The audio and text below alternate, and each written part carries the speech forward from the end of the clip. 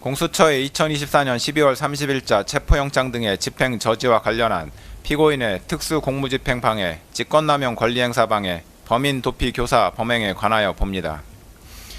피고인은 검찰이 군검찰과 함께 구성한 12.3 비상계엄사태 특별수사본부로부터 2차례에 걸쳐 출석 요구를 받았으나 모두 불응하였고, 공수처가 경찰 특수단 및 국방부 조사본부와 구성한 12.3 사태 공조수사본부로부터 3차례에 걸쳐 출석 요구를 받았으나 모두 불응하였습니다.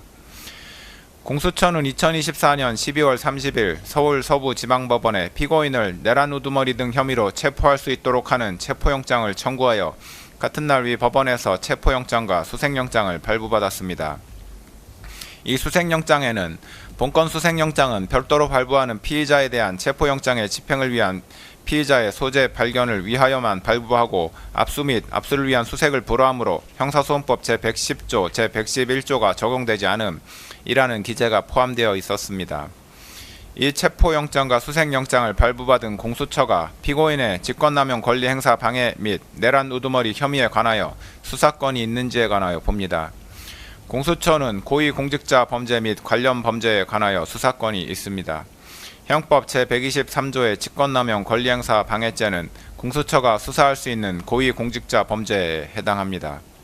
피고인은 대통령으로서 헌법 제84조에 따라 내란 또는 외환의 죄를 범한 경우를 제외하고는 재직 중 형사상의 소출을 받지 아니하나, 헌법 제84조는 형사상 소출을 받지 아니한다고만 규정하고 있을 뿐이고 헌법 및 법률에서 대통령에 대한 수사를 제한하고 있지는 아니한 점, 수사기관의 수사는 형사상 소출을 반드시 전제하는 것은 아니므로 형사상 소추와 수사기관의 수사는 분명히 구분된다는 점 등에 비추어 보면 공수처는 대통령 신분이었던 피고인의 형법상 직권남용 권리행사 방해 혐의에 대하여 수사를 할 수 있다고 판단됩니다. 공수처는 피고인의 직권남용 권리행사 방해 혐의에 대하여 수사를 하던 중 피고인의 내란 우두머리 혐의가 직권남용 권리행사 방해의 관련 범죄에 해당한다고 판단하여 피고인의 내란 우두머리 혐의에 대한 수사에 착수하였습니다. 피고인의 직권남용 권리행사 방해 혐의와 내란 우두머리 혐의는 사실관계가 동일하여 중간행위나 다른 원인의 매개 없이 직접 연결되고 직권남용 권리행사 방해 혐의에 대한 수사 과정에서 자연스럽게 피고인의 내란 우두머리 혐의가 드러날 수밖에 없는 관련성이 인정되므로 공수처는 피고인의 내란 우두머리 혐의를 관련 범죄로서 수사할 수 있습니다.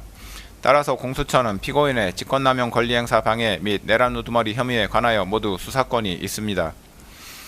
2024년 12월 30일자 체포영장 등이 관할을 위반한 것인지에 관하여 봅니다.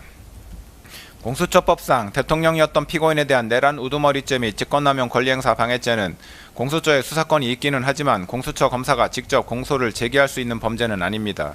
이 경우 공수처는 수사관계 서류와 증거물을 서울중앙지방검찰청 소속 검사에게 송부하여야 하는데 서울중앙지방검찰청이 공수처로부터 송부받은 사건을 반드시 서울중앙지방법원에 공소 제기해야 하는 것은 아닙니다. 공수처법은 공수처 검사가 공소를 제기하는 고위공직자 범죄 등 사건의 제1심 재판은 서울중앙지방법원에 관할로 한다라고 정하고 있을 뿐입니다. 한편으로 공수처법은 형사소송법을 준용하도록 하고 있으므로 결국 공수처의 영장 청구에 관한 재판의 관할은 형사소송법에 따라 정해진다고 보는 것이 타당합니다. 피고인의 내란 우두머리 및 직권남용 권리행사 방해 범행은 서울 용산구에 위치한 대통령실에서 이루어졌고 공수처가 피고인의 혐의 사실에 대하여 수사할 당시 피고인은 서울 용산구에 있는 대통령관저에서 거주하였으므로 형사소송법에 따라 서울 용산구를 관할하는 서울 서부지방법원의 형사소송법상 토지관할이 인정됩니다. 따라서 공수처가 피고인에 대한 체포영장 등을 서울 서부지방법원에 청구하여 위 법원에서 영장을 발부받은 것은 관할 위반에 해당하지 않습니다.